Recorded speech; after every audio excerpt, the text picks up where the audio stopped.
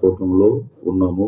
కుటుంబాన్ని ఆదరిస్తూ ఈ రాత్రి కాలము ఈ కూటంలో మనము చేరి ఉన్నాము. ఈ లోకములో జీవించి దేవుడిచ్చినటువంటి ఆయుష్ అంతా కూడా మనము అనుభవించి తర్వాత ఈ లోకాన్ని విడిచిపెట్టి వెళ్ళిపోవలసినటువంటి వారమై ఉన్నాం. ఇది చాలా బాధాకరమైనటువంటిదే.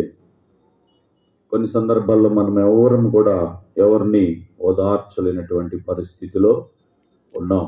ఆ దేవాతి దేవుడే కుటుంబాన్ని, కుటుంబ సభ్యులని, బంధువుల్ని, రక్త సంబంధికుల్ని, సంఘమును, ఇరుగు పొరుగు వారిని ఆదరించే దేవుడు, ఓదార్చే దేవుడు, ఆయనే తోడుగా ఉండేటువంటి దేవుడు. మనం ఎక్కడున్నా కానీ ఆయనే తోడుగా ఉంటాడు.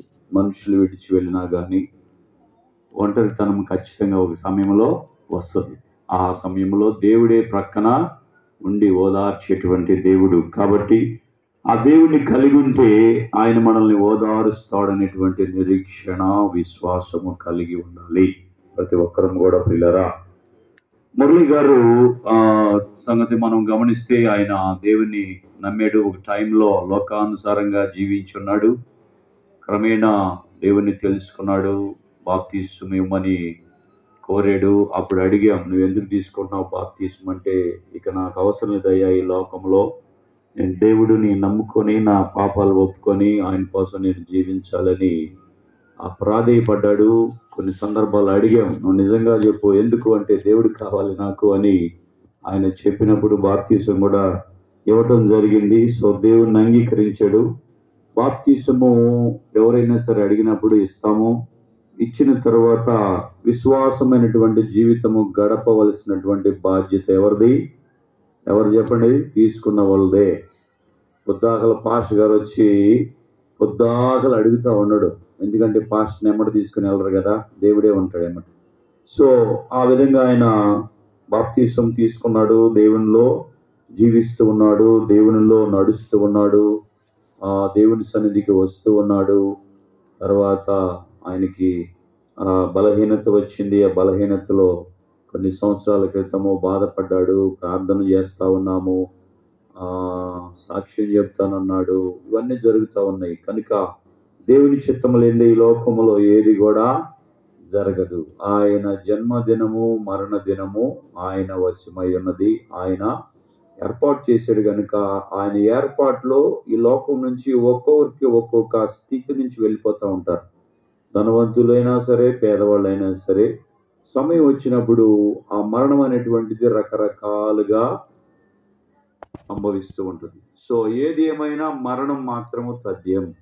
మరణం అనేటువంటిది ఖచ్చితంగా వచ్చేటువంటిది. ఈ మరణము వచ్చినప్పుడు ఖచ్చితంగా వెళ్ళిపోవాల్సిందే. ఈ లోకం నుంచి విడిచిపెట్టి వెళ్ళిపోవాల్సిందే. కాబట్టి బ్రతుకున్నటువంటి మనం అందరం కూడా తెలుసుకోవాలి, ఒక దినం మనకి మరణము ఖచ్చితం. మరణం ఖచ్చితంగా వచ్చింది.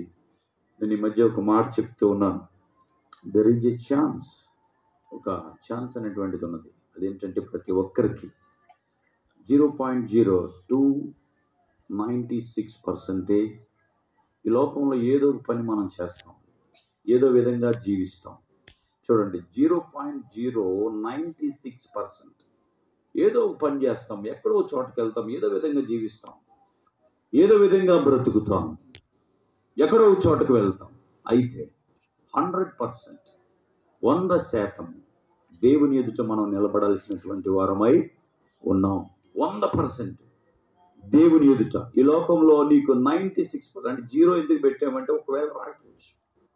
0.096% నువ్వు ఏది చేయలేకపోయినా వ్యర్థముగా ఈ లోకంలో నువ్వు గడిపేయచ్చు. కానీ 100% దేవుని ఎదుట నిలబడాలి ఒక దినము.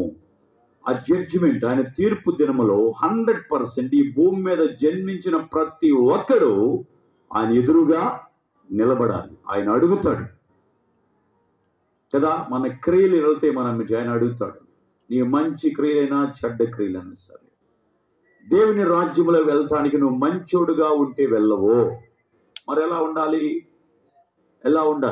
మంచివాడిగా ఉండి మంచి పేరును సంపాదించుకుంటే ఈ లోకంలో పరలోక రాజ్యానికి వెళ్ళవు. మరి ఎలా వెళ్తామయ్యా అంటే, నువ్వు నూతన జన్మ పొందితేనే కానీ దేవుని రాజ్యానికి వెళ్ళలేవు. చూడండి పిల్లలు, మంచిగా ఉండా వెళ్ళలేవు, కానీ దేవుని నువ్వు అంగీకరించాలి. ఎవరైతే అంగీకరిస్తారో వాళ్ళే వెళ్తారు. మనం దేవుని యొక్క వాక్యంలో కొన్ని విషయాలు మనం చూస్తే ఇక్కడ రాయబడినటువంటిది చూడండి. ప్రసంగి 4వ అధ్యాయము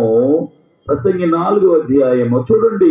దేవుని నమ్మిన వారికి నమ్మని వారికి ఎలాంటి స్థితి ఈ లోకంలో ఉంటుందో మనము చూడొచ్చు. చూడండి 4వ అధ్యాయం 1వ వచనం. పిమ్మట సూర్యుని క్రింద జరుగు వివిధమైన అన్యాయ క్రియలను గురించి నేను యోచించి తిని, బాధింపబడు వారు ఆదరించు దిక్కు లేక కన్నీళ్లు విడుచుదురు, వారిని బాధ పెట్టువారు బలవంతులు గనుక ఆదరించువాడెవడునో లేకపోయెను. కాబట్టి ఇంకనూ బ్రతుకుచున్న వారి కంటే ఇంతకు ముందు కాలము చేసిన వారే ధన్యులు అనుకుంటుని.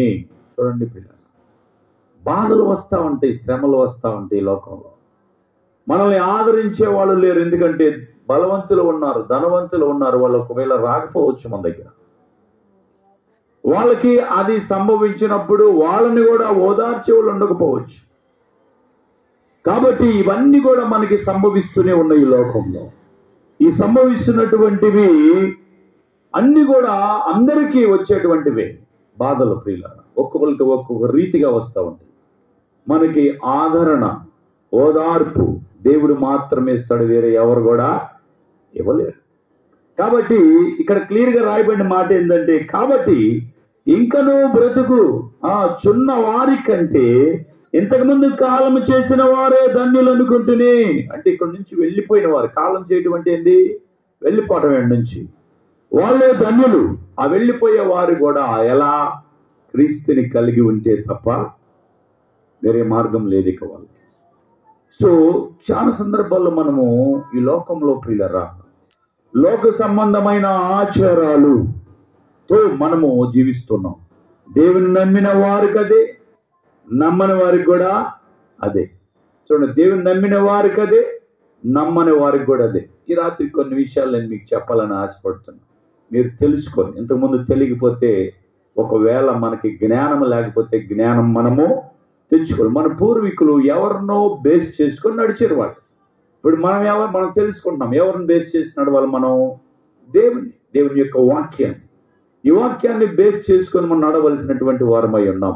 కొన్ని సందర్భాల్లో తెలిసి తెలియక పాపాలు చేస్తూనే ఉంటాం. మనం ప్రార్థనకి వెళ్తూ కూడా పాపాలు చేస్తూనే ఉంటాం. దేవుని నమ్మిన వాడిని ఏ విధంగా మనము వాక్యానుసారంగా మనం తీసుకెళ్ళాలి అనేటువంటిది ఆలోచించరు చాలా సందర్భాల్లో. ఎవరైనా చనిపోయారు అనుకోండి, వాళ్ళకి అన్ని కూడా లోక సంబంధమైనటువంటి ఆచారాలతో వారిని, దేవుని నమ్ముకొని ఉన్నటువంటి వారు కూడా అదే ఆచారం, నమ్మని వాళ్ళకి అదే, నమ్మిన వాళ్ళకి కూడా అదే ఆచారం. మీరు చక్కగా వెనక కూర్చున్నారు, మాకేం పొగేశారు, మాకు పొగేశారు, ఫోటోకి పొగేశారు, మాకు వేసారు. మాకేమో లోపలికి పోయి ఊపిరి ఆడతలు ఒక్కొక్కసారి. చాలా చోట్ల ఇదే జరుగుతూ ఉంది. నేను ఆలోచిస్తాను, దీనివల్ల ప్రయోజనం ఏమన్నా ఉందా? ప్రయోజనం మీరు చెప్పండి. ఏమన్నా ప్రయోజనం ఉందా?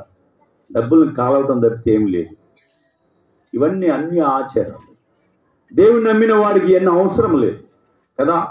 వెళ్ళిపోయినవాడు ధన్యుడు అని వాక్యం, బ్రతికున్న వారి కంటే మనకంటే ముందుగా కాలం చేసిన వాడు ధన్యుడు. ఆయనకి మనము శాంతిని కలుగు చేయటానికి ఈ లోకంలో నువ్వు ఏది చేసినా సరే ఆయనకి ఒక శాంతి అనేటువంటిది మనం కలిగించలేం. ఎందుకంటే ఈ భూమి మీద ఉన్నప్పుడు దేవుని కలిగి ఉంటే, దేవుని సన్నిధిలో ఉండి, దేవుణ్ణి విశ్వసించి, ఆయన హృదయంలో చొచ్చుకొని, మన ప్రవర్తన సరిగా ఉంచుకొని, నీతిమంతులుగా పరిశుద్ధులుగా మరణిస్తే ఇక ఆయన్ని మనము దేవుని సన్నిధిలో చూడటానికి అవకాశం ఉంటుంది. ఆయన దేవుని నమ్మకుండా ఎవరైనా సరే, దేవుని అంగీకరించకుండా మరణిస్తే ఈ భూమి మీద నువ్వు ఎన్ని ఖర్చు పెట్టినా, ఎన్ని చేసినా, ఎంత ప్రయాసపడినా వ్యర్థము తప్పితే వేరే ఏమి లేనే లేదు. ఇక్కడ ప్రసంగి అనగా ఇది రాసినటువంటి వారు ఎవరు? సొలొమోను. ఆయన జ్ఞానంతో రాశాడు. అన్నిటిని అనుభవించి జ్ఞానంతో రాశాడు. ఏమిటంటే, ఇప్పుడు చనిపోయినటువంటి వారు ధన్యులను రాశాడు. నిజమే, వారికి ఏం చూడరు, ఈ బాధలు, శ్రమలు, కష్టాలు చూడరు. ఇక హ్యాపీగా దేవుని నమ్ముకొని ఉంటే ఆయన ఏర్పాటు చేసిన స్థలానికి వెళ్తారు. ఎవరిని కూడా పట్టించుకోరు వాళ్ళు. జ్ఞానంతో రాశాడు ఆయన ఈ మాటలు. జ్ఞానంతో మనము అంగీకరించాలి ఇవన్నీ కూడా. అంతేకాకుండా మనం చూస్తే ప్రియులరా, ఇక్కడ 5వ